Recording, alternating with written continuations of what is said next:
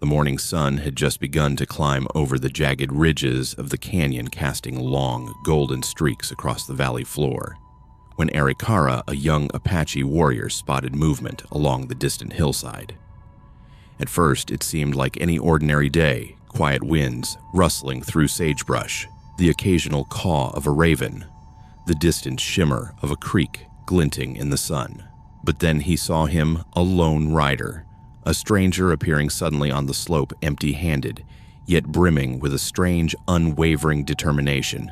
There was no gun at his hip, no bag of stolen goods, just a horse that followed him obediently, its hooves kicking up small clouds of dust. Arikara crouched behind a cluster of rocks, heart-pounding eyes narrowing. The stranger did not behave like any man who had trespassed into Apache lands before. He was not running, not brandishing a weapon, not shouting or herding cattle.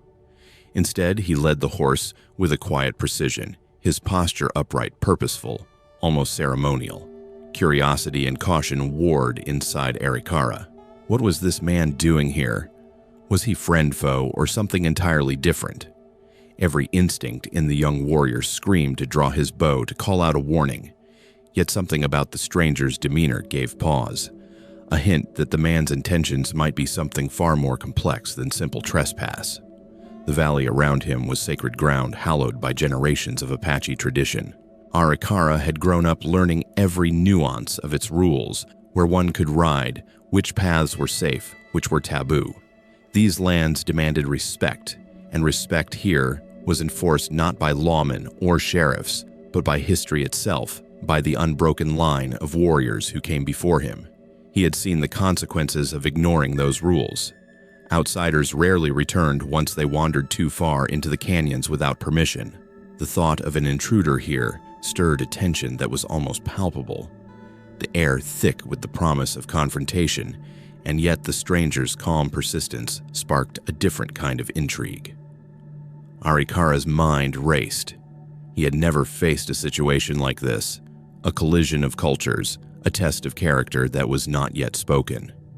He had been taught that outsiders often sought to exploit, to impose their will, without understanding the code that bound the people of the land.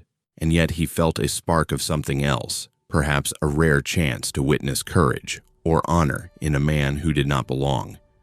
He squinted against the sun and traced the stranger's steps. Each careful movement, each quiet breath suggested an intelligence and patience that commanded respect even from one as young and wary as Arikara. The tension between them was unspoken but electric. The valley, normally serene, seemed to hold its breath. Arikara knew that any sudden move could ignite a clash, but he also sensed that the man's presence here was not a threat in the usual sense. It was a puzzle, a riddle of motive and principle that he, a warrior of the Apache, had to understand before deciding how to act. And so the stage was set. The quiet desert morning, the young warrior, hidden among the rocks, and the stranger walking the line between danger and virtue. Arikara, brave and intelligent, loyal to his people, yet untested by such a mysterious challenge, faced a moment that would demand more than skill with bow and arrow. It demanded judgment, perception, and an understanding of human character themes that would unfold in a story of courage, honor, and the fragile, extraordinary bond that could form between two worlds so often set apart by suspicion and history. Questions swirled in Arikara's mind. Why had this man come here? What laws of the land would he honor, and which would he ignore? Could a single act of kindness bridge the gulf between cultures that had often met only with mistrust and violence? The valley seemed to wait for an answer, as if the rocks and wind themselves were witnesses to a story about to be written, one of bravery, morality, and the complex dance between suspicion and trust. In that moment, the air was thick with anticipation, and Arikara knew today would be unlike any other. Arikara's eyes stayed fixed on the distant ridge, where Ethan now crouched beside a figure lying half hidden in the brush. The sun glinted off the stranger's lean frame, as he moved with care, revealing the wounded woman Ayana, an Apache caught by misfortune, her leg twisted at a cruel angle, blood seeping into the parched earth beneath her. Arikara felt a familiar twinge of anger and protectiveness. This was his land, sacred and unforgiving. Yet here was a stranger, already crossing invisible boundaries. Should he step forward, call out, or remain unseen and let events unfold? The canyon floor below shimmered in the heat dust curling around twisted juniper and jagged boulders. Arikara's pulse raced as Ethan lifted Ayana gently onto his horse, steadying her fragile frame with both hands. There was no attempt to take advantage, no urgency to escape. Instead, every movement was measured, almost reverent. Then came the moment that struck Arikara with disbelief. Ethan turned away from the horse, entirely choosing to walk on foot, guiding the animal by its reins as if it were a living companion entrusted to him, rather than a possession to be reclaimed. He left behind his most valuable resource, risking himself to ensure Ayana's safety. Arikara crouched lower, hiding behind a rock, torn between two instincts. One screamed to intervene to defend his people and enforce the laws that had safeguarded his ancestors for generations.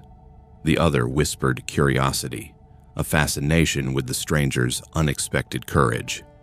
Here was a man walking into danger of his own volition, guided not by greed or bravado, but by something far rarer: compassion.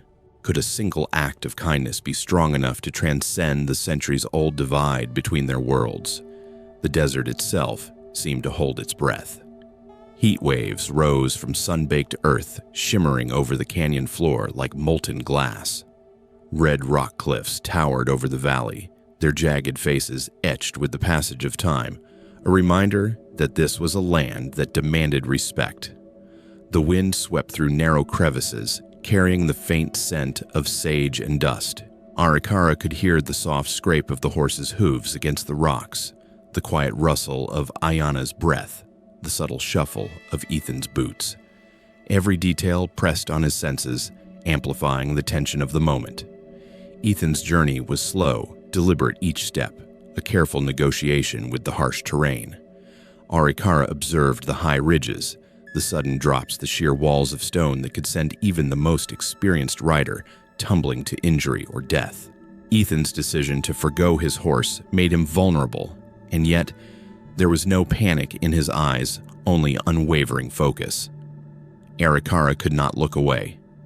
Every instinct to protect, to question, to judge battled with a growing recognition this stranger's heart was in the right place, and perhaps that was more dangerous than any weapon he could carry. As the afternoon stretched on, Ethan's resolve did not falter. He helped Ayana navigate the treacherous slopes, encouraging her quietly, in words Arikara did not understand. For hours, the warrior watched as the man placed the woman's safety above his own, all the while leaving the horse behind. And in that act, Arikara sensed the stirring of something ancient and powerful, a law, a ritual perhaps, long forgotten, now awakened by this selfless choice. He felt a chill of anticipation. This could be the beginning of the horse gift, a ceremony whispered about among the elders, but rarely witnessed. It was said that a man who gave freely, risking everything without expectation of reward, might be recognized and bound to the tribe in ways that transcended blood and heritage. Arikara's pulse quickened, with both dread and awe. He remained hidden, yet intensely present, aware that every moment carried consequences. The desert, the canyon, the sun-scorched earth they all bore, witness to the choice unfolding. Ethan's bravery, his strange patient compassion, had disrupted the usual order. And Arikara, the young warrior tasked with guarding these lands, now faced a delicate balance of responsibility to protect the rules of his people while observing a remarkable act of courage and integrity that might deserve honor rather than punishment.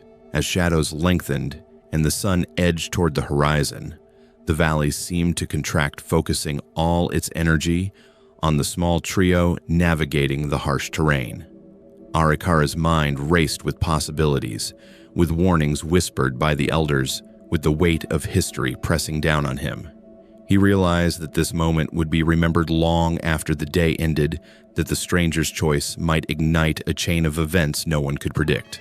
And deep down, a thought settled in his chest with quiet certainty. What Ethan had done was no ordinary act. It was a spark that could awaken an ancient ritual, a test of heart honor, and the invisible threads that bound their worlds together.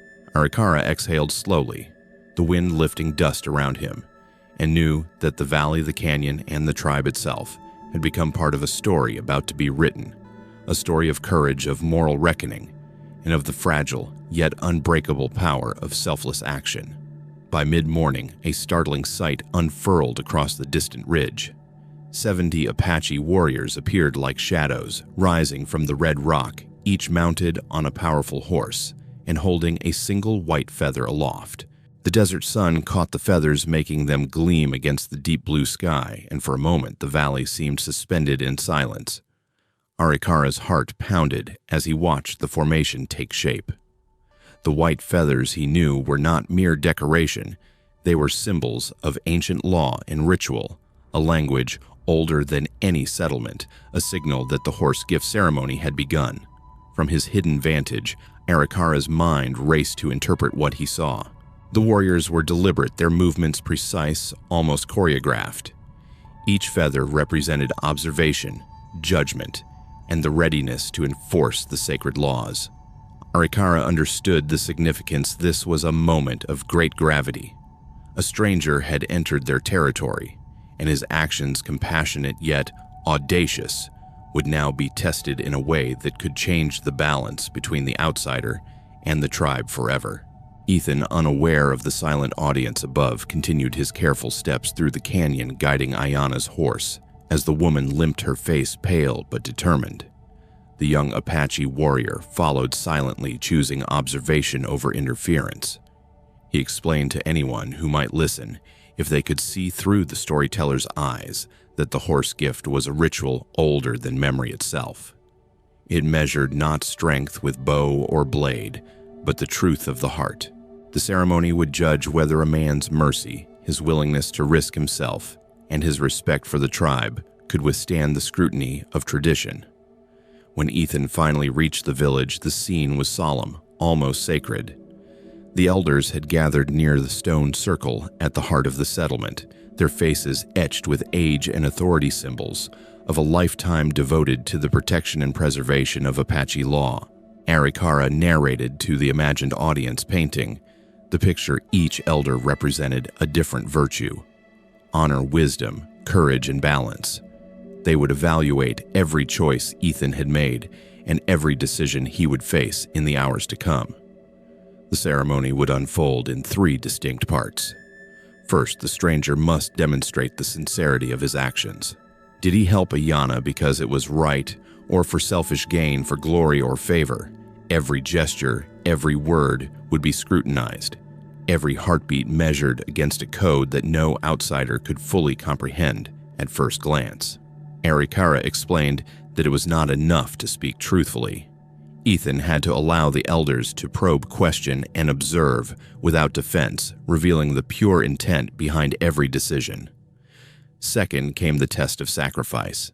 The ritual demanded that Ethan understand what it meant to place another's well-being above his own, to risk life and limb for someone who was not of his own blood or clan.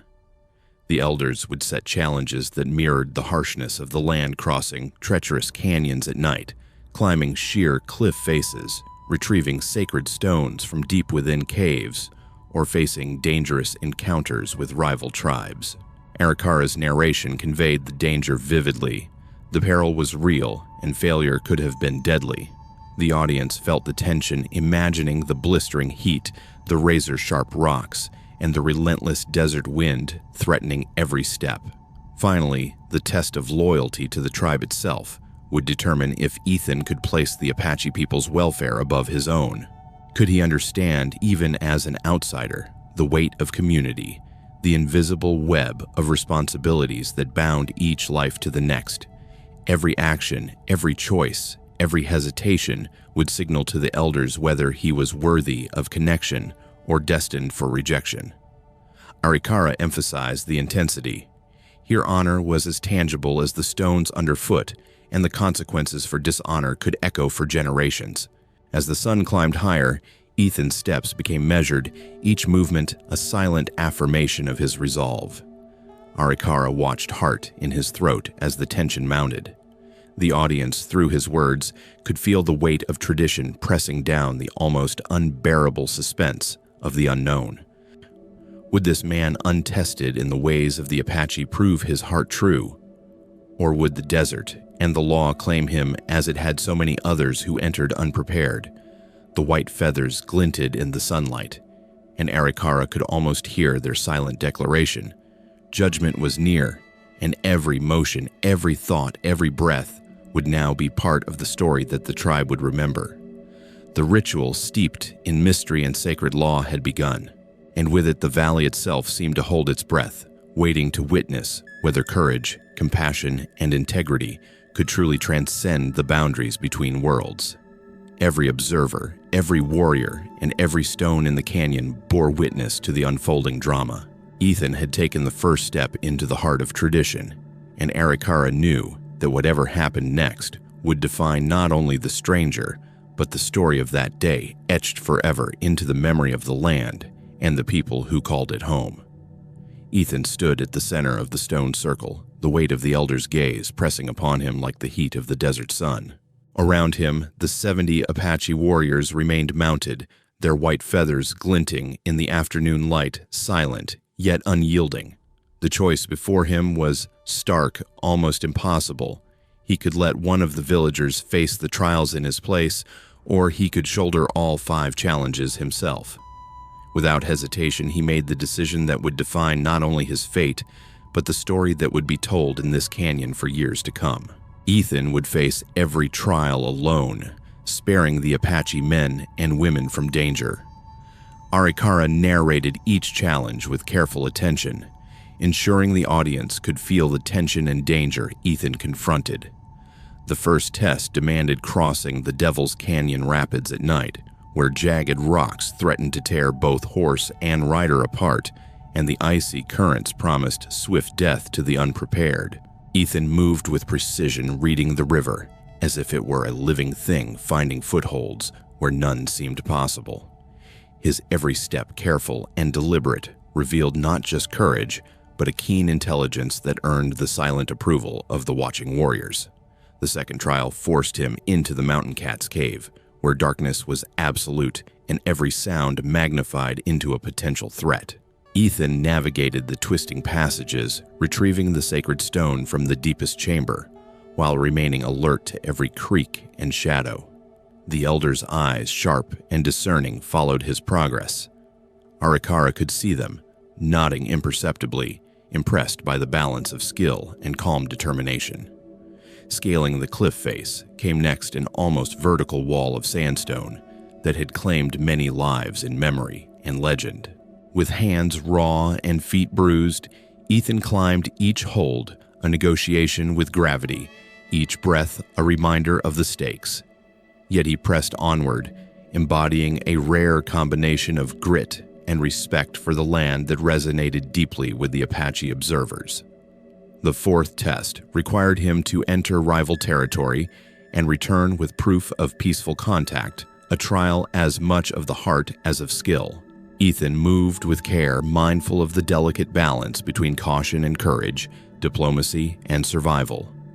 He returned without incident, demonstrating not only bravery, but wisdom in respecting both his hosts and the unknown. Finally, the most personal of challenges, surviving the bite of a rattlesnake and relying on traditional medicine to endure its venom. Ethan's face betrayed no fear, only trust in the knowledge shared by Ayana and the elders. Each moment was tense, each heartbeat a silent prayer. As he endured the ordeal, his resolve unwavering. When he emerged from the last trial, the transformation in the air was palpable. The warriors raised their white feathers, high a forest of glistening symbols, acknowledging his courage, honor, and selflessness. Gifts were laid before him, hand-woven blankets, carved knives, jewelry, and finally his own horse, adorned with yen kwang, decorated with intricate symbols of respect and gratitude. The elders stepped forward, placing hands on his shoulders, their eyes reflecting both approval and reverence. Ethan had been more than tested. He had been accepted. Arikara watched as the young Apache warrior explained to the audience that Ethan was now brother to the tribe, bound by honor and gratitude and protected by the 70 families who had witnessed his trials. The valley seemed to exhale collectively, the tension lifting into a profound sense of peace.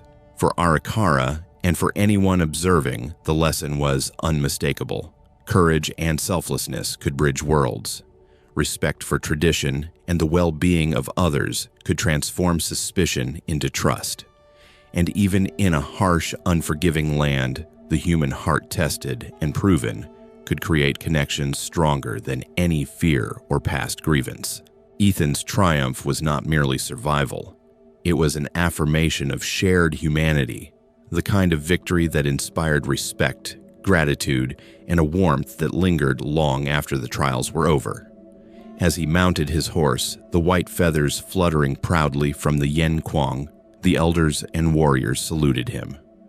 Arikara knew that this day would be remembered, a story told by firelight for generations, a tale of bravery, integrity, and the enduring power of a noble choice.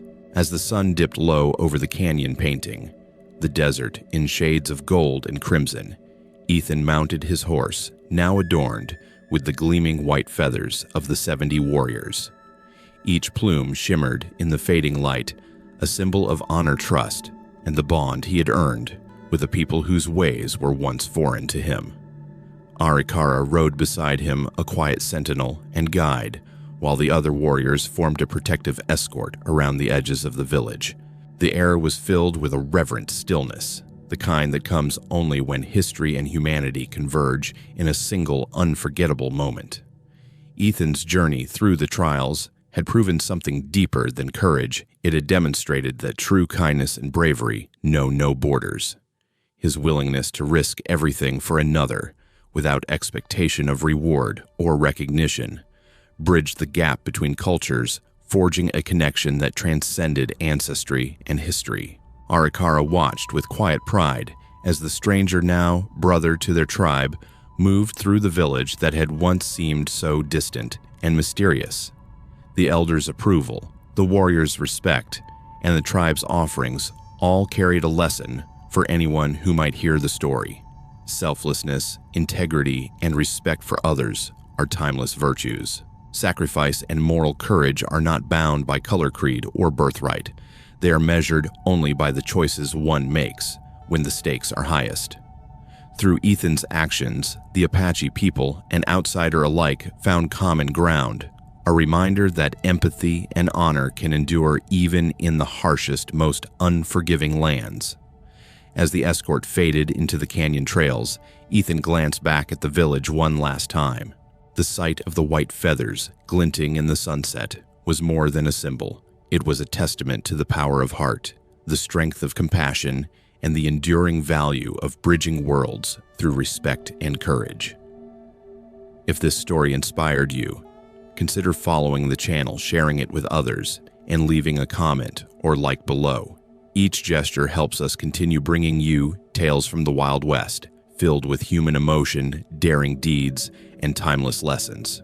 In the quiet of the desert, amidst the mountains and the wind, the story lives on, reminding us all that courage, kindness, and honor can light the darkest path.